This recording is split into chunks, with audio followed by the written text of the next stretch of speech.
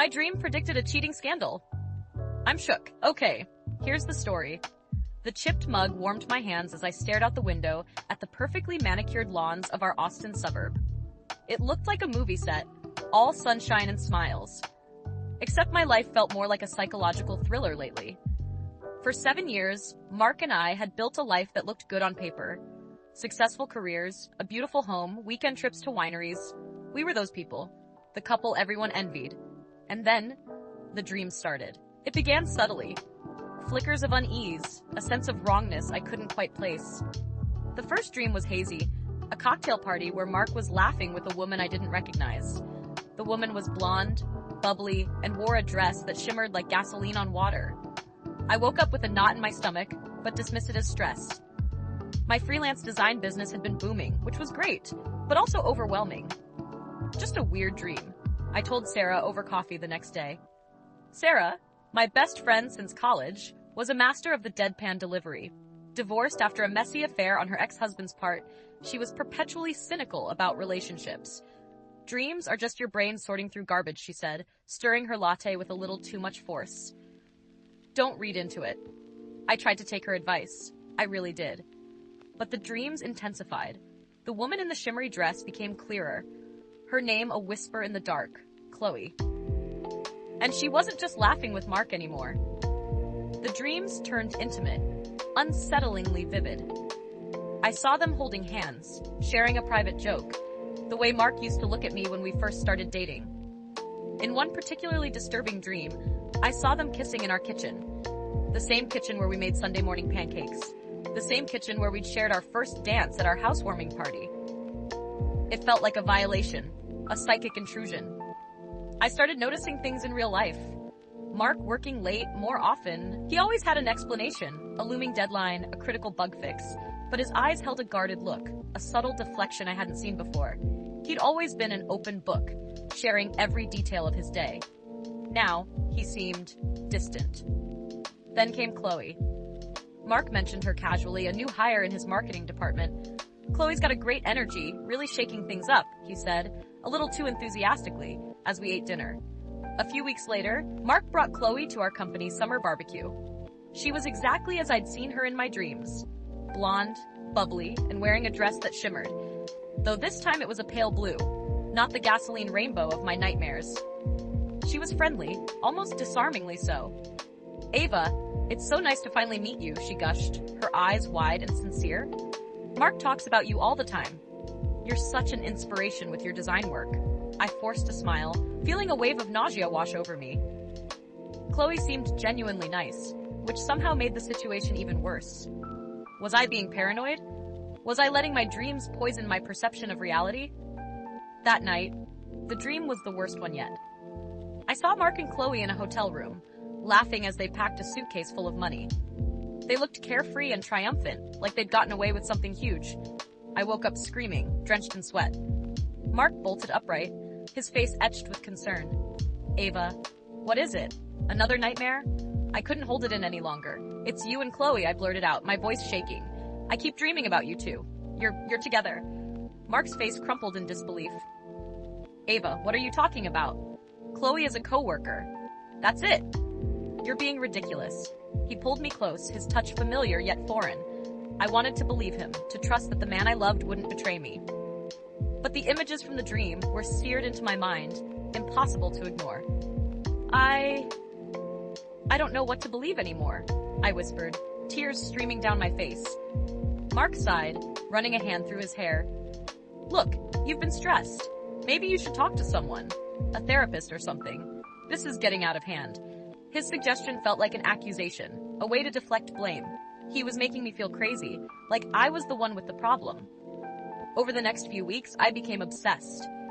I started checking Mark's phone when he was in the shower, scrolling through his emails, searching for any sign of infidelity.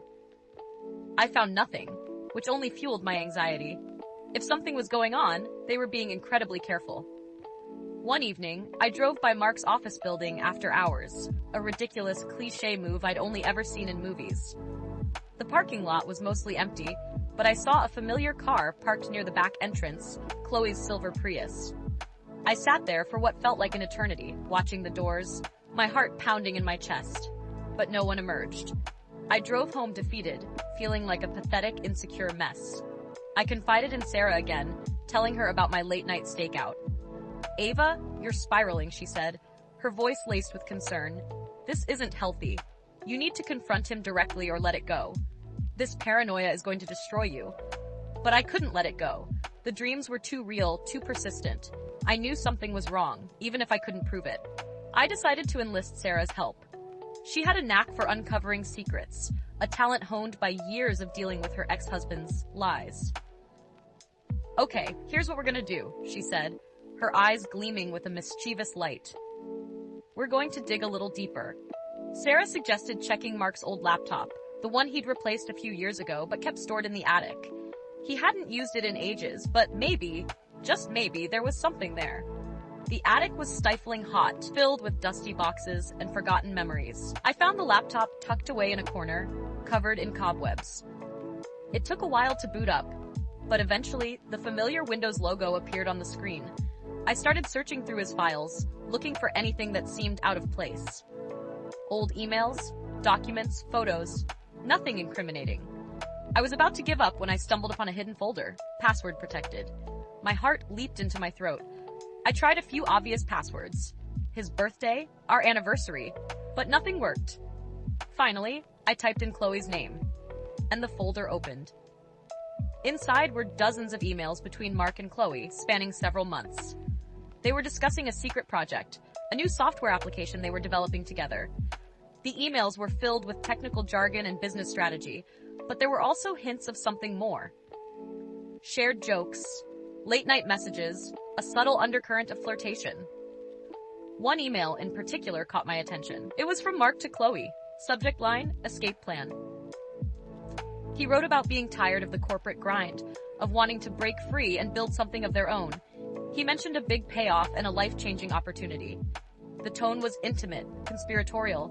"This is it," I whispered, my hands trembling. "This is what's been going on." I printed out the emails and confronted Mark that evening. I laid them out on the dining table, the evidence of his deception staring him in the face. He stared at the emails, his face pale. "Ava, I can explain," he stammered. "It's not what you think." "Then tell me," I demanded, my voice tight with anger. "Tell me what's been going on. Tell me about this escape plan." He admitted to the project, claiming it was a legitimate business venture, a way to secure our future. He vehemently denied any romantic involvement with Chloe, insisting they were just business partners. "I swear, Ava, nothing happened," he pleaded, his eyes filled with desperation. "I would never do anything to hurt you." I wanted to believe him, but the emails painted a different picture. The intimacy, the secrecy, the way he'd been lying to me for months, it all added up to betrayal. That night, the dream returned, more intense than ever before. I saw Mark and Chloe celebrating their success, raising glasses of champagne in a lavish penthouse apartment. They were surrounded by expensive furniture and designer clothes, the trappings of wealth and power, but there was something else in their eyes, a coldness, an indifference to the people they'd hurt along the way. And then I saw it, a detail I hadn't noticed before, a document on the table outlining their business plan. It was a fraudulent scheme, designed to bilk investors out of millions of dollars. They were building their dream on a foundation of lies and deceit.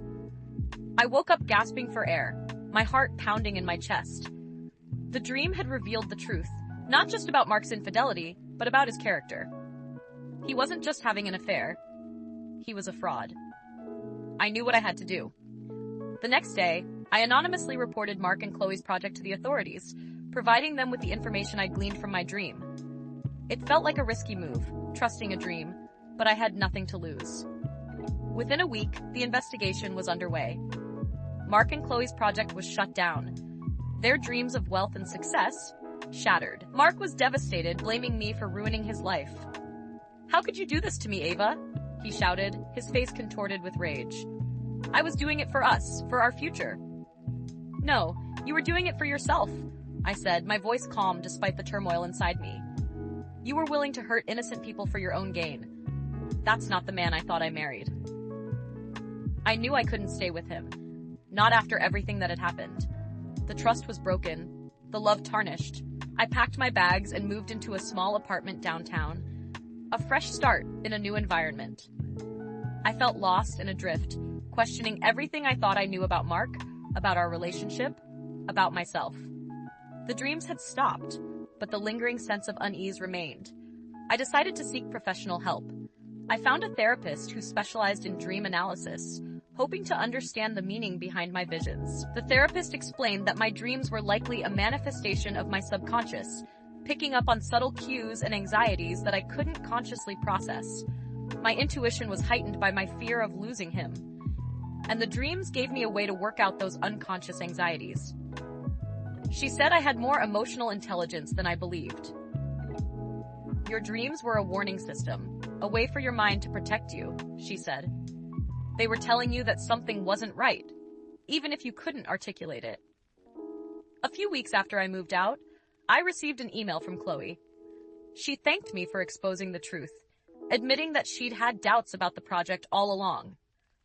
She said Mark was becoming increasingly manipulative and that she feared for her own safety. She had already taken steps to distance herself from him, cooperating with the authorities. He wanted me to do things I wasn't comfortable with, she wrote. Thank you for stopping it. Her words were a validation, a confirmation that I hadn't been crazy, that my dreams had been telling me the truth all along. One night, I had one last dream. I was standing in a field of wildflowers, bathed in warm sunlight. The dream figure was gone, replaced by a sense of peace and clarity. I woke up feeling empowered, ready to face the future, knowing that I could trust my instincts, even if they came in the form of a dream. I had lost the life I thought I had, but I had gained something even more valuable, the ability to trust myself.